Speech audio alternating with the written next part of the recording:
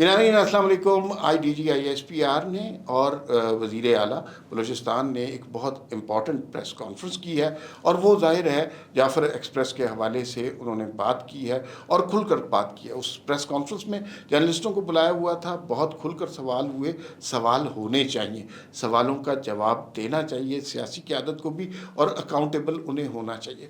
جو DG/ISPR کی وہاں شمولیت تھی وہ بنیادی طور پر دفاعی اعتبار سے بتا رہے تھے کہ آپریشن کیسا ہوا، کتنی کیجویلٹیز ہوئیں، کس طرح آپریشن کنڈکٹ کیا گیا، یہ لوگ کون تھے، ان کے تعلقات کہاں کہاں تھے، کیا بھارت کی اس میں شمولیت ہے. اس حوالے سے انہوں نے بہت کچھ بریف کیا.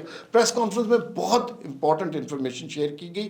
اس کے حوالے سے آپ سے بات کریں گے. آپ سے درخواست ہے کہ آپ اس چینل کو سبسکرائب کر لیں اور بیل آئیکن کو پریس کر لیں تاکہ آپ کو ہر ویڈیو ملتی جائے. اچھا، جعفر ایکسپریس بہت بڑا سانحہ ہوا، انٹرنیشنل لیول پر ہوا.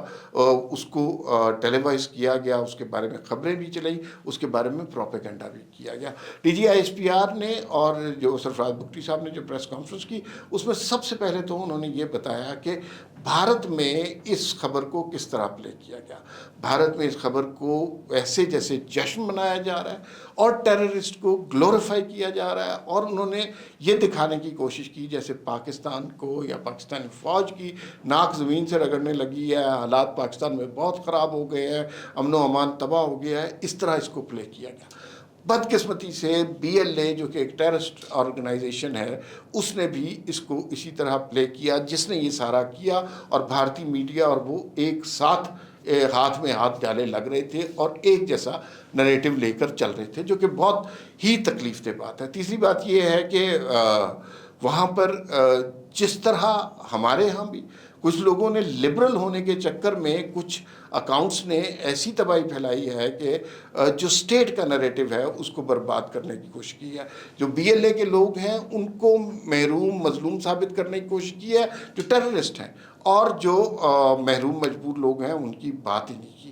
تو یہ بہت تکلیف دہ میڈیا کا رول تھا. بدقسمتی سے ہمارے اپنے کچھ دانشور بھی اس میں اسی طرح شامل تھے، جو کہ نہیں ہونا چاہیے تھا. لیکن اب یہ باتیں کلیئر ہوئی ہیں کہ کون کیا رول پلے کر رہا تھا، کون کیا کر رہا تھا.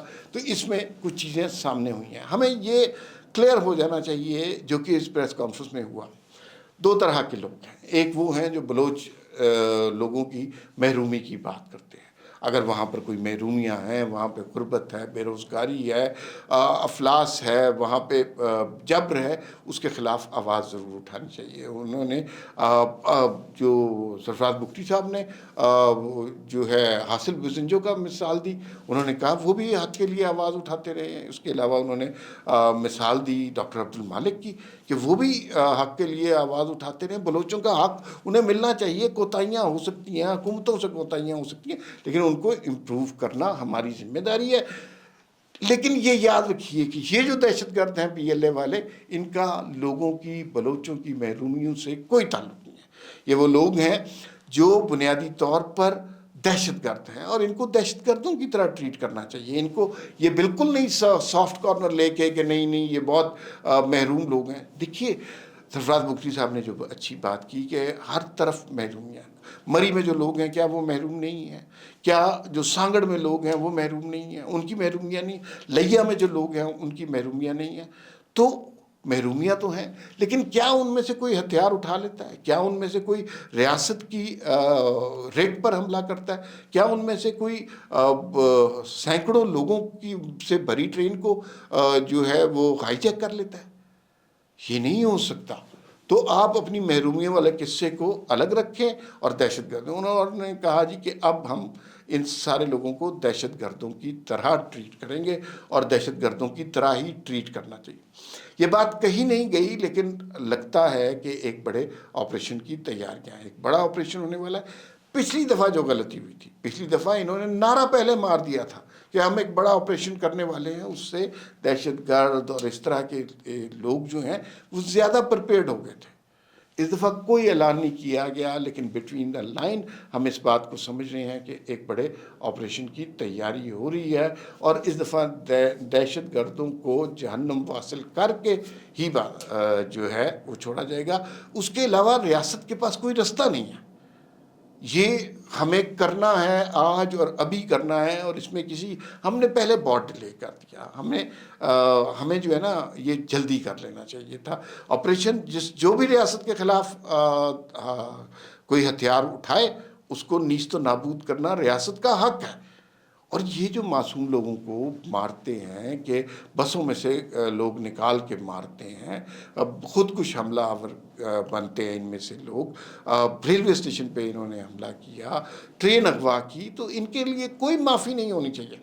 اور اس کا بار بار اعادہ کیا D G I S P R نے کہ ان کے لیے کوئی معافی نہیں ہے، ان کی سختی آئے گی اور بڑی سخت سختی آئے گی.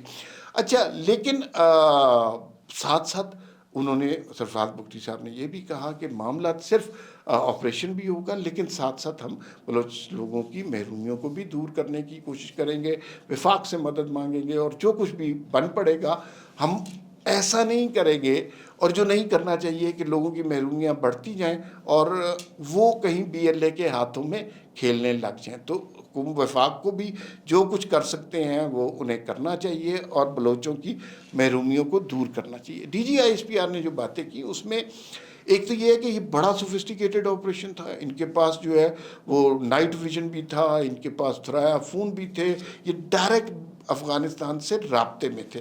اور ساتھ ساتھ جو مسئلہ پیدا ہوا وہ یہ ہے کہ افغانستان میں جہاں ان کے ڈانڈے ملتے ہیں وہاں بھارت ہے. ان کی فنڈنگ کرنے والے کون لوگ ہیں؟ یہ بھارتی لوگ ہیں، انڈین لوگ ہیں. انڈین میڈیا کس کا نریٹو لے کے چل رہا تھا؟ وہ دیکھیے، دنیا میں جرنلسٹ کو یہ کرنا چاہیے کہ جو مجبور لوگ ہیں، جو پھنسے ہوئے ہیں، وکٹمز ہیں، ان کی بات کرنی چاہیے. انہوں نے وکٹمز کی بات نہیں کی، یہ دہشت گردوں کو بھارتی میڈیا گلوریفائی کر رہا تھا. اس کے علاوہ D G I S P R نے یہ بھی کہا کہ ہمارے پاس مکمل ثبوت ہیں کہ اس کے اندر بھارت کی انوالومنٹ ہے، اور اس کی انوالومنٹ کے بغیر یہ کام ہو ہی نہیں سکتا. تو اس کے حوالے سے بھی ہمیں کچھ نہ کچھ کام کرنا چاہیے. جو آپریشن کی ڈیٹیلز انہوں نے بتائیں، انہوں نے کہا جی کہ ایک زرار کمپنی ہے، اس کے جوانوں نے یہ آپریشن کیا، بڑی کامیابی سے آپریشن کیا، بہت بہترین آپریشن کیا. اور اس میں ہم نے جتنے بھی لوگ تھے دہشت گرد، وہ جہنم واصل کر دیے. اور ان کے پاس اخیر میں کوئی سویلین کیجویلٹی نہیں ہوئی. 26 ایک لوگ مارے گئے، لیکن وہ انہوں نے پہلے مارے تھے، اور ہم نے 33 دہشت گرد جہنم حاصل کیے.